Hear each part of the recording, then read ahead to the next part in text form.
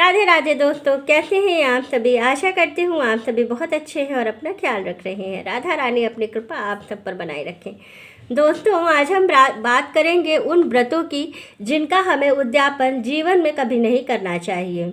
वैसे तो व्रत जो भी रखे जाते हैं उसका उद्यापन बहुत ज़रूरी होता है। उद्यापन के साथ ही वो व्रत पूर्ण माना जाता है। जैसे हम साप्ताहिक व्रत करते हैं, सोमवार, मंगलवार, बुधवार, बृहस्पतिवार, शनिवार, शुक्रवार, वैभव लक्ष्मी, जो भी व्रत हम करते हैं इन सभी का उद्यापन जरूरी होता है, क्योंकि ये सारे व्रत किसी न किसी मनोकामना से रखे जाते हैं और जब मनोकामना की सिद्धि हो जाती है तो हमें उस व्रत का उद्यापन करना आवश्यक हो जाता है।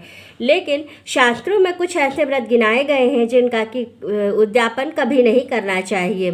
कुछ मुख्य व्रत होते हैं जिनको मुख्य रूप से रखा भी जाता है और उसका उद्यापन भी नहीं किया जाता है। तो आइए जान लेते हैं वो कौन से ऐसे 6 व्रत हैं जिनका कि उद्यापन हमें नहीं करना चाहिए। लेकिन उससे पहले अगर अभी तक आपने चैनल को सब्सक्राइब नहीं किया है, चैनल को सब्सक्राइब कर लीजिएगा और बेल आइकन को दबाना बिल्कुल ना भूलिएगा। तो चलिए फ्रेंड्स, वीडियो को शुरू कर लेते हैं। सबसे पहले तो मैं बता दूं कि कुछ व्रत ऐसे हैं जिनका कि उद्यापन ज़रूरी नहीं, उद्यापन ज़रूरी होता है और हमें करना भी चाहिए। जो साप्ताहिक व्रत या किसी मनोकामना सिद्धि के लिए हम व्रत रखते हैं उसका उद्यापन बहुत ज़रूरी है। लेकिन कुछ व्रत ऐसे होते हैं जिनका कि व्रत रखा जाता है लेकिन उद्यापन नहीं किया जाता है। शास्त्रों में उद्यापन का वर्णन उसमें नहीं है। तो हमें कौन से ऐसे व्रत हैं जिनका कि उद्यापन नहीं करना चाहिए।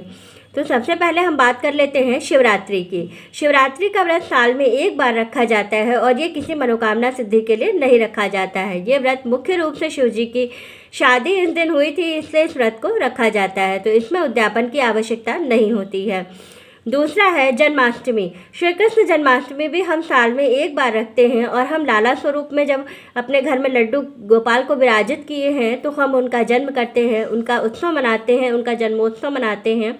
तो इसमें उद्यापन की आवश्यकता नहीं होती है। फिर करवा चौथ। करवा चौथ सुहाग का व्रत है, तो जब तक सुहागिन महिलाएं जीवित हैं तब तक उनको ये व्रत करते रहना चाहिए, कभी भी इस व्रत का उद्यापन नहीं करना चाहिए। इसके बाद बात कर लेते हैं दुर्गा अष्टमी की।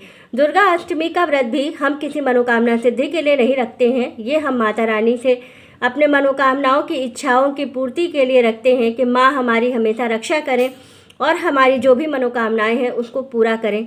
तो इस व्रत का भी उद्यापन नहीं किया जाता है। इसके बाद बात कर लेते हैं नवरात्रि की। नवरात्रि का उद्यापन तो वैसे भी नहीं किया जाता है, क्योंकि आप 9 दिन का व्रत रखते हैं और उसके बाद 9वें दिन जब आप हवन करते हैं, बलि देते हैं, होम करते हैं, पूजन करते हैं माता की, और उसके बाद सीधे का दान जो करते हैं और कन्या भोज कराते हैं, उसमें ही आपका वैसे भी वो प्रत्येक साल उद्यापन होता है और आप प्रत्येक साल उस व्रत को फिर उठाते हैं। इसके बाद बात कर लेते हैं रामनवमी की। रामनवमी में भी व्रत का उद्यापन नहीं करना चाहिए, क्योंकि प्रत्येक साल हम राम जी के जन्म का जन्मोत्सव मनाते हैं रामनवमी के दिन, तो इसलिए इस व्रत का उद्यापन नहीं करना चाहिए।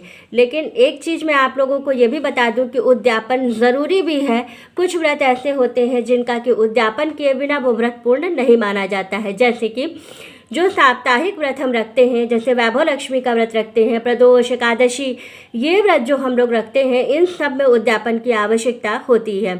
कुछ लोगों का ये प्रश्न था कि क्या उद्यापन के बाद हम पुनः उस व्रत को उठा सकते हैं या नहीं उठा सकते हैं। तो देखिए, यथाशक्ति आप व्रत उठा सकते हैं और कर भी सकते हैं। जैसे कि अगर मान लीजिए आपने किसी मनोकामना के लिए किसी व्रत को उठाया था और आपकी मनोकामना पूरी हो गई, तो आपको उस व्रत का उद्यापन करना ज़रूरी हो जाता है। उद्यापन के बाद आप पुनः उस व्रत को बिना किसी मनोकामना के भी उठा सकते हैं और प्रत्येक साल, प्रत्येक महीने, प्रत्येक सप्ताह आप उस व्रत को करते रहिए। ऐसा करने से आपके मनोकामना की सिद्धि भी होती है और आपका जो व्रत है वो पूर्ण भी माना जाता है। तो वीडियो कैसी लगी हमें कमेंट करके ज़रूर बताइए। वीडियो अच्छी लगे तो लाइक शेयर सब्सक्राइब ज़रूर कीजिएगा। राधे राधे दोस्तों।